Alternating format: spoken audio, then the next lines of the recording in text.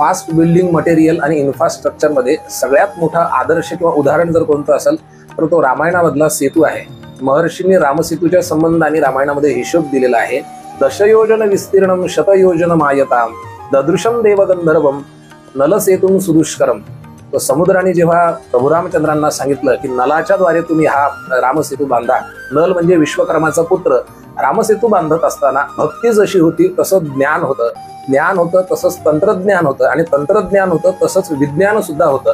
महर्षींनी उल्लेख केला दशयोजन विस्तीर्णम शतयोजन आयताम, 5 दिवसांमध्ये 10 योजने रुंद आणि 100 योजने लांबीचा हा सेतू बांधला गेला। पहिल्या दिवशी 14 योजने, दुसऱ्या दिवशी 20 योजने, तिसऱ्या दिवशी 21, चौथ्या दिवशी 22 आणि 5व्या दिवशी 23 असा एक योजन म्हणजे आताच्या हिशोबाने 12.48 किलोमीटर जर होत असेल तर 10 योजने म्हणजे 124 किलोमीटर रुंद आणि 1248 किलोमीटर लांबी